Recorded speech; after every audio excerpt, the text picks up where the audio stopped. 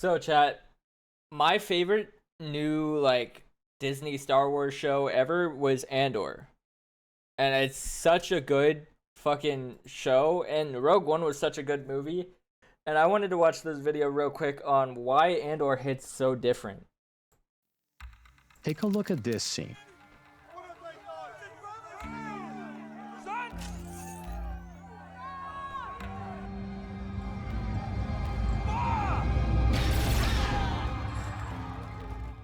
Or this one.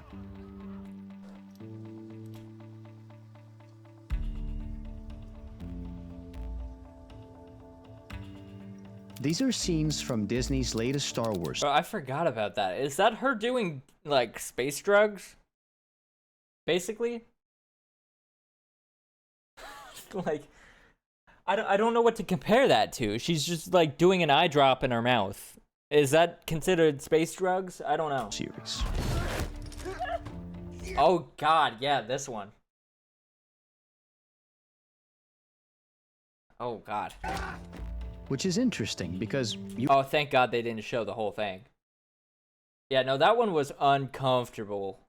No, there's a lot of uncomfortable shit in this show. But I feel like that's why what makes it so good, because like it's showing a different side of the Star Wars galaxy that you don't normally see. do not expect this to be either in a Disney TV show. Yeah, this was a massacre. They did a massacre for an entire episode.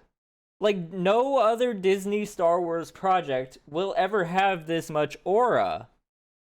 And it's really sad because the guy who did the directing for this said he will never come back to Star Wars. And I am so pissed off because this show was the greatest thing that Disney Star Wars has done. And ironically, it feels the least like Star Wars. I'll just be honest.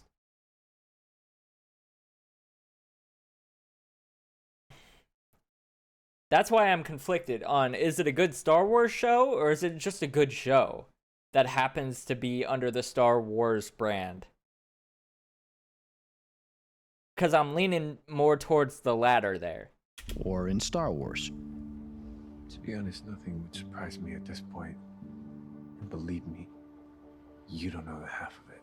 This is Tony Gilroy. He is the showrunner of the series Andor, and the man who dared Disney to let him realize his vision of Star Wars Galactic Civil War. All right, what if I want to do an opening scene where he goes to a brothel and kills two cops who roused him. We're going together. What happened? This is not the kind of Star Wars that was we've the been... fucking opening scene of the movie, or the show, too. That was the first 5 minutes of the first episode. Is these guys were harassing him while he was looking for his sister at a fucking at a nightclub, a brothel.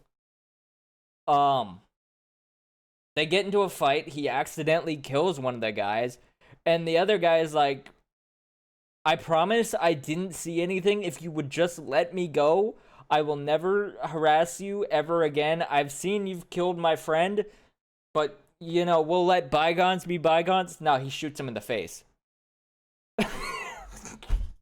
He shoots him in the face and runs away. It's just an unhinged start to a show, but it's so good. Seeing this last decade. And let me tell you, this shit hits different. Oppression breeds rebellion. People will suffer. This is what revolution looks like. If it goes up in flames, it will burn very brightly. Man, this video is gonna make me want to go back and rewatch the entire show, which will take like multiple days because there's so many episodes. There's like 12 episodes per season, and each episode is like almost an hour long. It would actually take forever. Plus, I would have to watch Rogue One after it because, you know, it leads up directly to the start of that movie. It was wonderful to think about how all of these rebel fighters came from all over the galaxy, from all of their different cultures, and a year later, coming together, working together, becoming more of a unified fighting force. Let's agree. They didn't need to make the outfits of all the rebels look different. Take it one step further. They didn't need to think about how they all come from different places in the galaxy, which is why they look different. But they did. This is attention to detail, and it matters. Okay. You know what's funny? The director of this show said he didn't even like Star Wars. And he somehow made the best Star Wars product that Disney has made. That's genuinely insane. Am I the only one that gets completely pulled out of a movie when there's a scene where the character is supposed to be playing a video game but is clearly just spamming random buttons on the controller? Watch out for the ghosts. Anyway, Nerd Rage. Oh, that one is bad. The guy's just using the analog stick.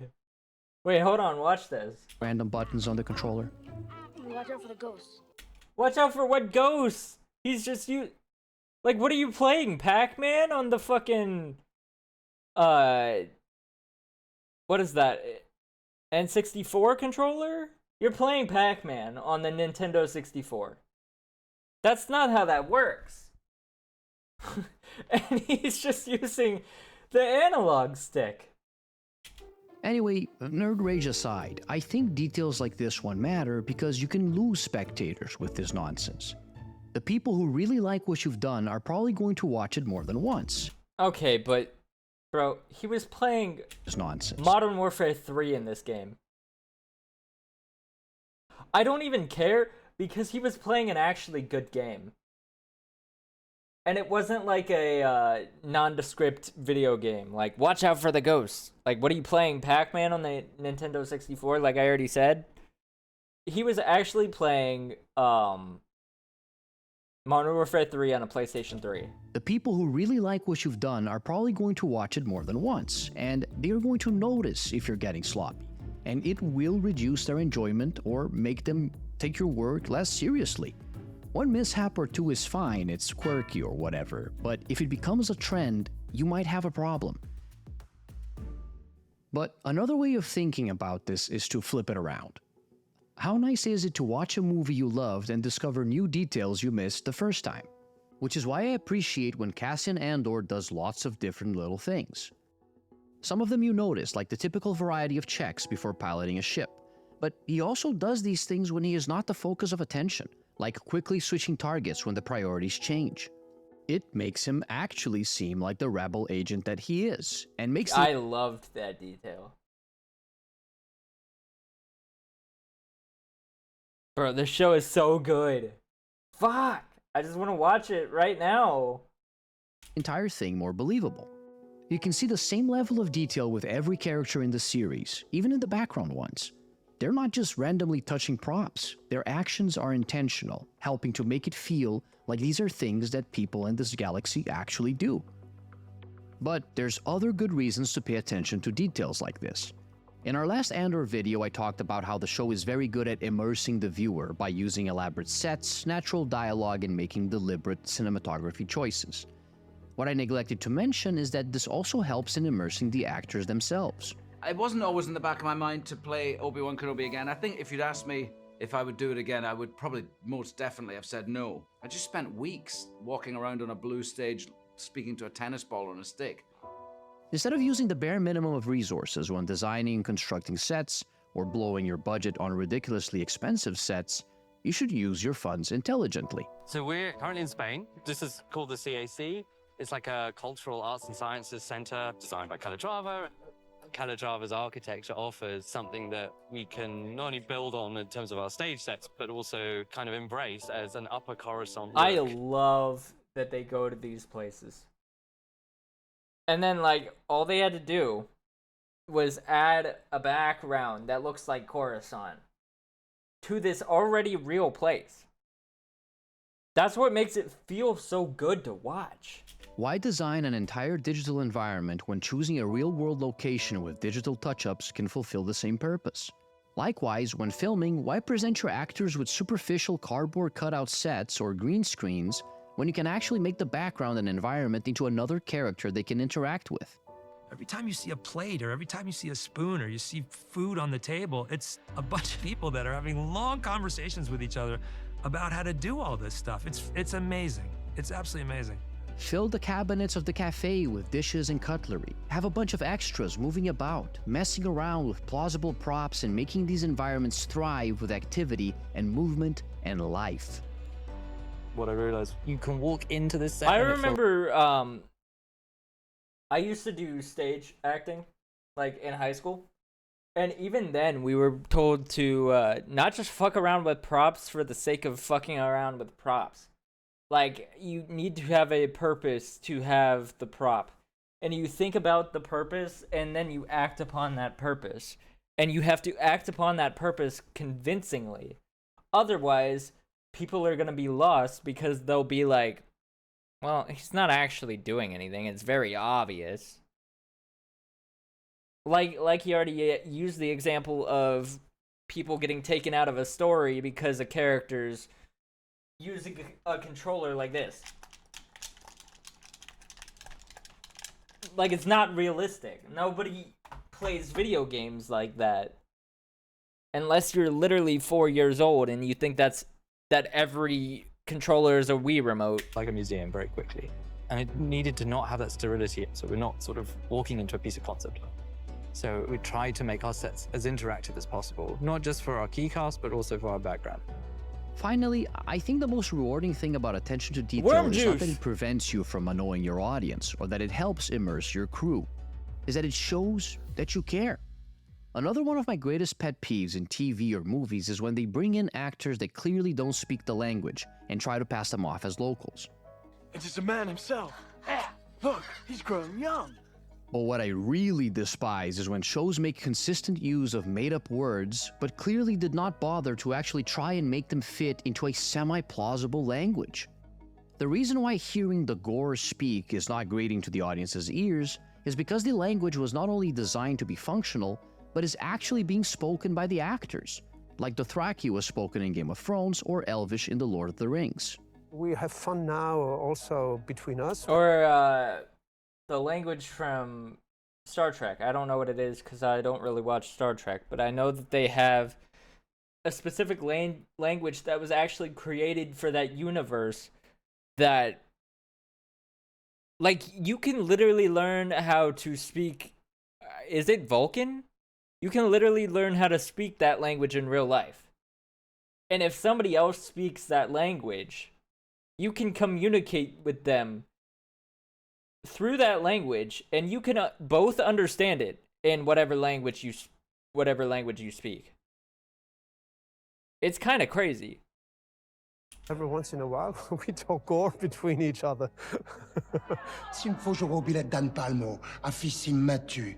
Yes, this may seem unnecessarily laborious, but it's an excellent choice to make if you want your show to excel. It's exactly the kind of thing that fans will go crazy over, and even naysayers can't deny that you put in the work. Those two also boast phenomenal costuming, and Andor follows in that trend. The costumes are breathtaking. I worked a lot with pleated fabrics, and that became a real sort of keystone to solving the costumes of Shangri-La. We used lots of fabrics that were natural fibers that crushed, that were repaired. They had a lovely sort of rustic quality to them. One of the real pleasures of working on a Star Wars film is that you get to create all of these different cultures really from the ground up. While introducing new things is fun, attention to detail also means keeping track of older stuff. This applies to everything in the show, from keeping the Rebel costuming consistent with that of the original trilogy, all the way to cross-checking all of the lore for Star Wars for this time period. There's one or two canonical moments, the Massacre at Gorman and Mon Mothma's leaving the Senate, making her speech. You know, those are on the calendar. Those are things we have to deal with.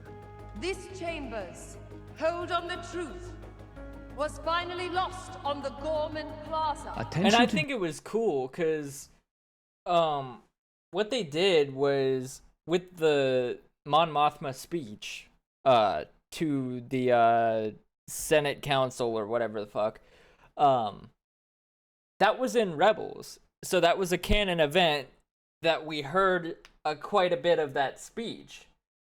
But the way they did it is they just made it to where in this show, she just had other stuff that she also said in that speech to add on to it that we didn't know about from Rebels, because in Rebels we didn't hear the whole speech. And now we have heard the whole speech. You can combine the two together and they still make sense. From two different shows. That's impressive. Detail shows the fans that you did do your homework, and that you did it because you care. Yes. It was Moff talking. People wouldn't clear and he wanted to land.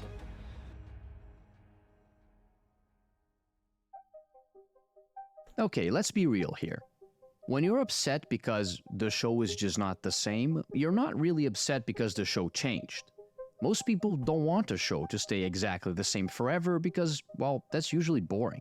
Yeah. What you want is for the show to stay familiar. The worst feeling for a fan of a franchise is when you no longer feel that recognition when watching it, like the show lost the secret sauce and has failed to reproduce it.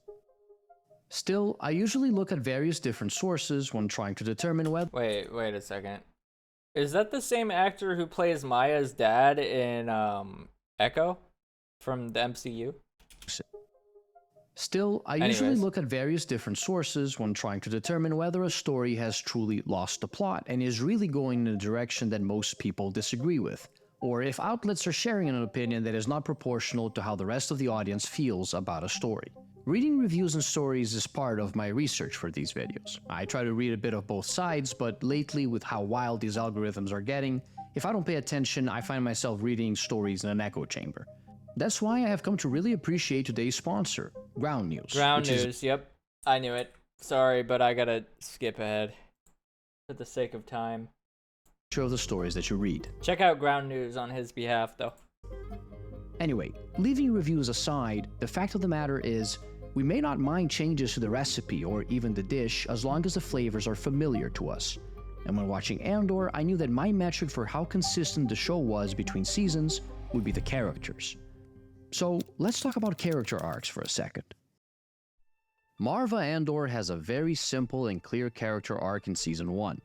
She goes from being afraid of the Empire to rising up against them. It starts low and it ends high. It's a slash, from the bottom, rapidly rising to the top, and the arc ends with Marva's speech, which in a way is a triumph.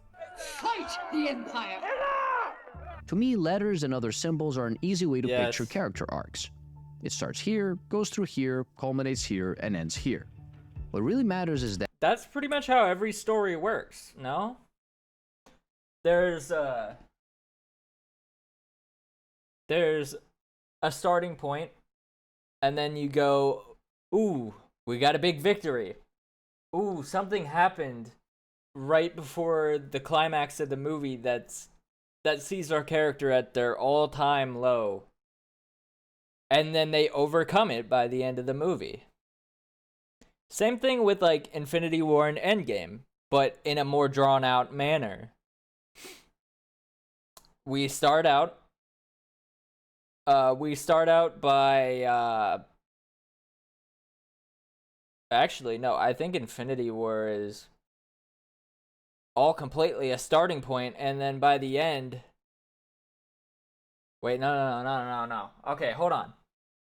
So they start out relatively same playing field as the villain. And then they gain the upper hand by almost getting the gauntlet from Thanos. And then Thanos wins. And, you know, for 4 years, everybody's dead. Or half of the people are dead, or gone, or they've disappeared. And then by the end of Endgame, we've beaten Thanos. And we win. It's at the all-time high again. it starts here, goes through here, culminates here, and ends here. What really matters is that when I'm looking at this character from Season 1, I should be able to tell what kind of arc they are going through. And it will only be a satisfying arc if the result is a plausible possibility.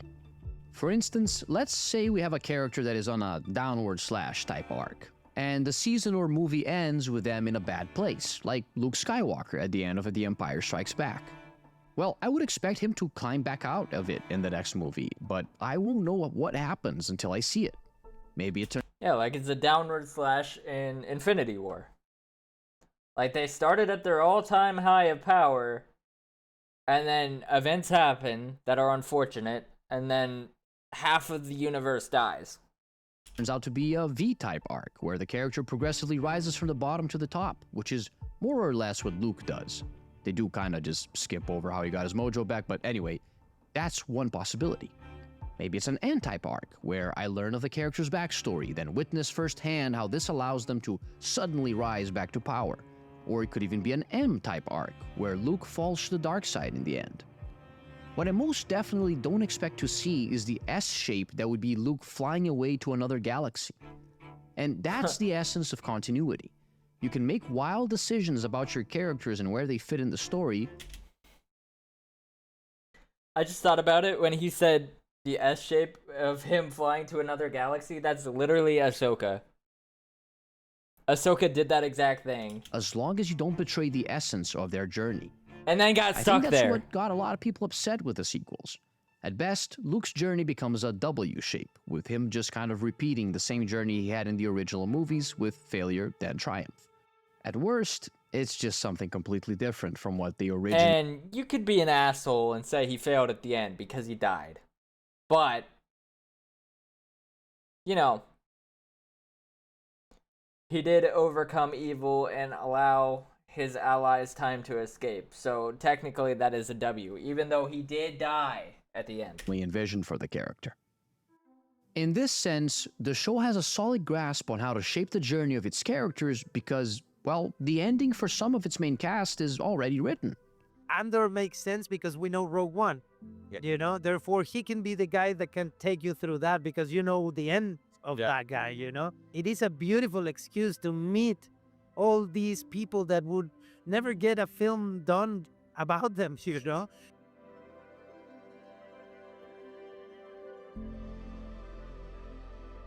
When central characters already have an endpoint, it's a lot easier to coordinate and plan what journeys the other characters around them are going to have, because their stories are complementary to... It is kind of beautiful to see a normal person's perspective on the state of the galaxy.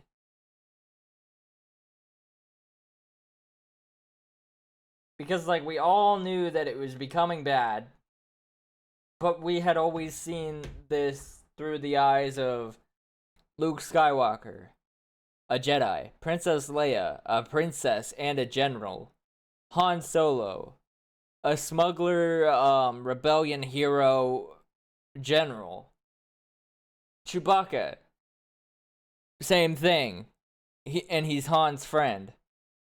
R2-D2 and C-3PO, they're robots, they're not humans. Yeah, like we've always seen it through the same perspective of, oh, these characters are super important and they can never die because they have plot armor. But now we get to see the state of that same type of galaxy through a normal person's eyes. And how they would want to stay out of it because, you know, it's not their fight. They don't need to be the one that saves everybody because they're not supposed to be the hero. But then we get to see somebody accepting that nothing's ever going to change if no one does anything about it. And it's beautiful. So they do something about it and they become the hero that they were sitting there waiting around for somebody else to do. These fated journeys. We were never at sea. We always knew where we were going, so you couldn't get too far lost. This reminds me of something, but I can't quite put my finger on it. Yes, I know. Here he goes with his prequels again, but I'm a millennial, okay? I'm contractually obligated to bring these movies up as often as possible. And let's be real, one of the best things about the prequels might be the relationship between Anakin and Obi-Wan. And what makes it so compelling is the fact that we all know how it ends. Yeah. It's tragic, but it allows you to become more invested in the story without necessarily giving away the good bits. We knew those two would end up as enemies, but we did not know that we would get a spectacular duel between them as the closing act of Revenge of the Sith. What's also cool is that knowing where these characters end up doesn't necessarily ruin the intrigue for the characters that don't show up later. We still want to know what happens to characters like Count Dooku, Mace Windu, and Padme Amidala. And 3 movies is plenty of time to develop these characters in a satisfying manner. All 3 of them end up victims of Anakin's destructive path towards the dark side. and serve the purpose of showing the full extent of a fall that was only mentioned to us before, giving the tragedy of Darth Vader's story a weight it did not have.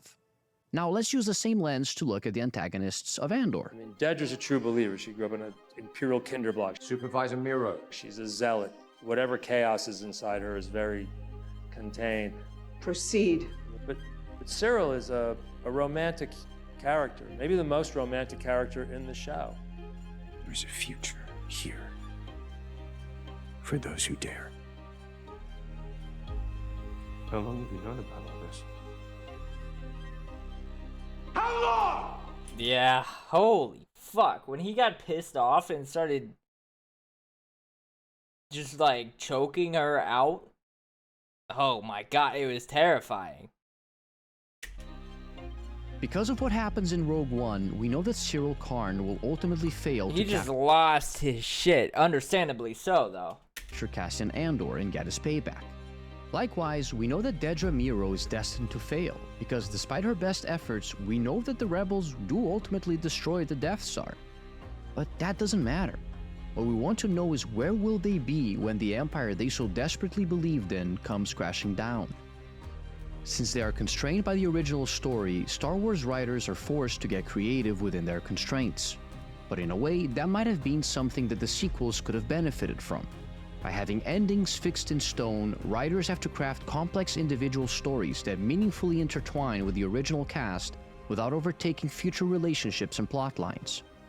I genuinely feel like every character in this show was written with a clear ending for them already planned, even if they are not even a part of the larger Star Wars canon. The choices they make, the relationships they find and leave behind, their failures and triumphs all culminate in one or two key moments for the characters, which will give sense to their journey. And since these are often not the main characters, they are the perfect vehicle for communicating the more subtle messages of the show. The main message for Andor seems rather explicit, and I think Diego Luna himself says it perfectly. Revolution comes with laws, with injustice, with the tons of danger, fear, sadness, but at the end, revolutions happen because love exists, and there's there's a need to give yourself for someone or something. I've never loved anything the way I love you. You'll never feel right unless you're doing what you can to stop them. Yes. One of the criticisms that I have heard about Andor is that the show beats you over the head with this message of sacrifice, and that's a fair criticism. But this is not uncommon for television. Breaking Bad, The Sopranos, and The Wire are examples of widely acclaimed shows that have one big, obvious message. Crime is enticing and profitable, but there is always a price to pay in the end. However, this message is not what people watch these shows for. The loud main message is there to divert your attention from everything else that is unfolding, and ideally, the show will get you to ask yourself a simple question. What are they actually trying to do here? And in Andor's particular case, why use Star Wars, of all franchises, to tell this story?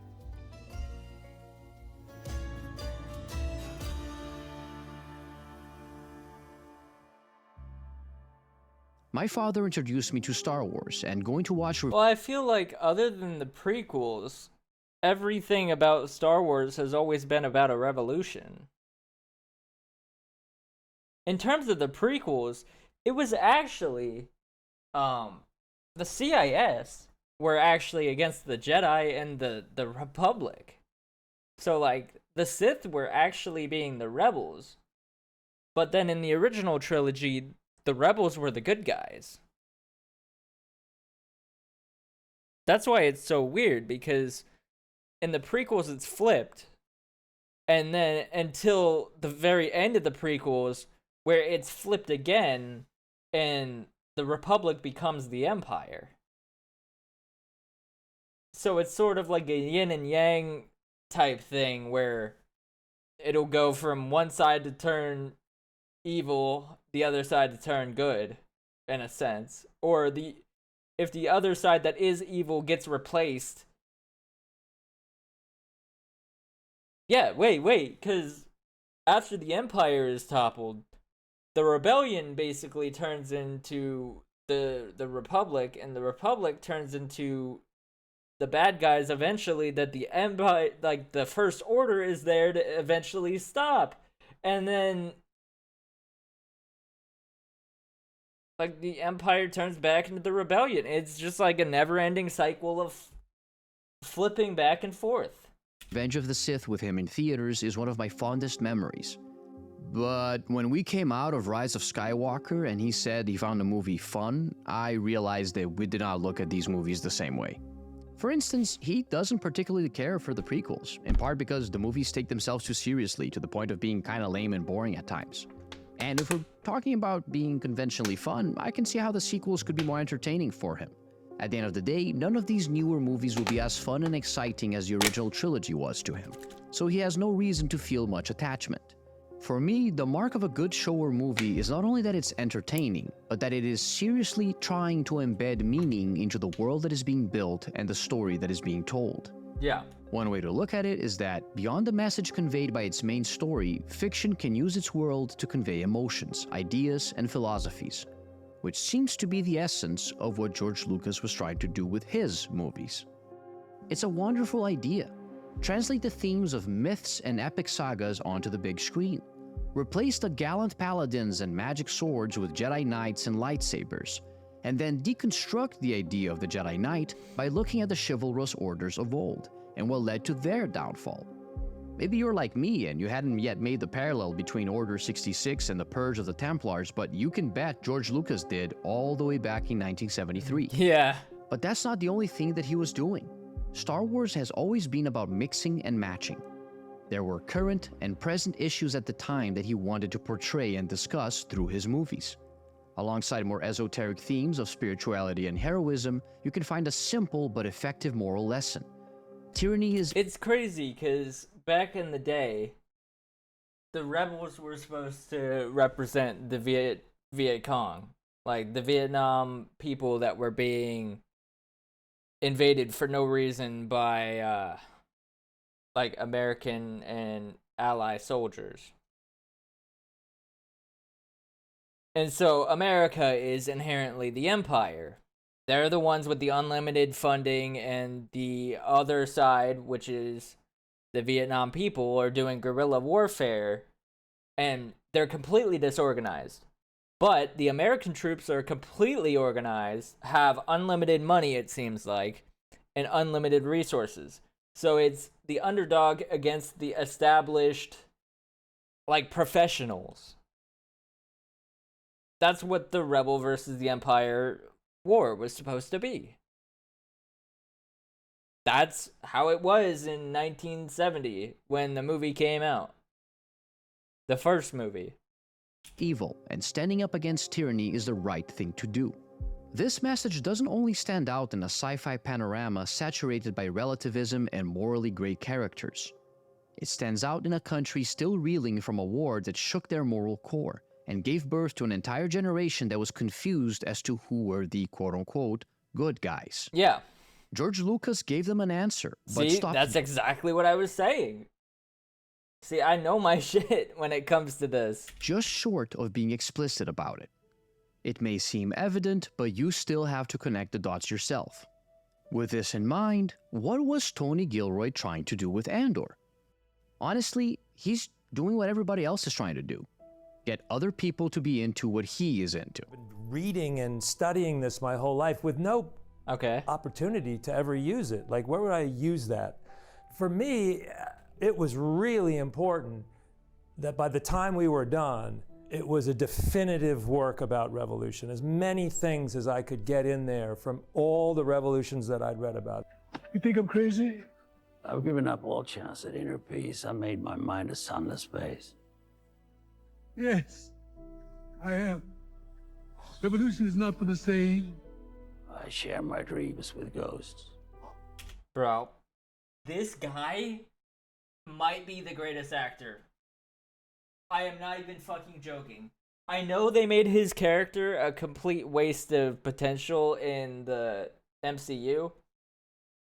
They should have used him for a better character, in my opinion. Most underrated actor of all time. This character, Luthen, that he plays in this show, genius.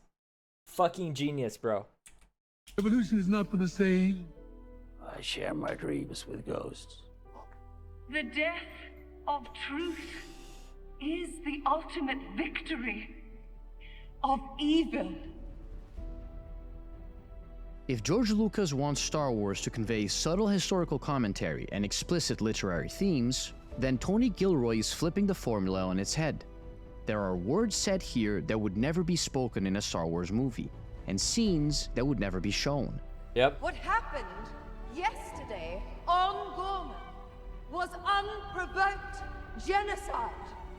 For the side of the rebellion, he is showing you how people, young and old, can all become radicalized by the system, how they rise from different social strata, and all have different ideas of how to run their revolution. He's also showing you the breaking down of these same groups under divided leadership or ideologies. And he's showing you the cost of choosing this life: hunger, anxiety, and exhaustion, addiction, loneliness, and trauma. Take the guy back to when he was a roach, the worst night of his life, and see if you can, 5 years, if you can get him to be the guy in the other movie and that trip. Tell him he knows everything he needs to know and feels everything he needs to feel. And when the day comes that those two pull together, he will be an unstoppable force for good. That 5 years is, of the calendar in Star Wars lore, is just super potent. It's this epic rise of fascism and authoritarianism and takeover, and it's a whole bunch of people oppressed, backed into a corner, having to react. It's literally history coming and kicking down the door of all the people that are there. If I died tonight, was it worth it? You made this decision long ago. The Empire cannot win. For the side of tyranny, he is showing you assassinations, tactical teams apprehending enemies of the state, and even false flag operations. The varied and violent means of repression for a totalitarian regime. But he is also showing you the constant struggle between ignorant pawns, complicit public servants, ambitious bureaucrats, and the propaganda machine covering all of their tracks. Everybody who's watching the show has some experience with some large organization, or worked for a large organization, or complained to a large organization. They don't work the way organizations want to work. They leak and they rust and they mess up, and people want corner offices, and someone wants a parking place. And for what it's worth, I'm just as empathetic with all those characters as I am with everybody else in the show. You have to write them the same way. And what's fascinating about it is how it fails. And what's fascinating about it is how the insecurities come through, and the appetites and the greed. I think it's real. I think people recognize it, and it makes for good drama. While all of this is put on display, the literary themes underlie all of it. The world we are seeing is not just a background for a main narrative. It is a collection of stories, all of which have their own moral lessons, ironic twists, and tragic developments. And it's these stories that, interwoven within the many plots and subplots of the show, catch us off guard while we are looking for meaning, and instead make us feel it. And that is why Andor hits different.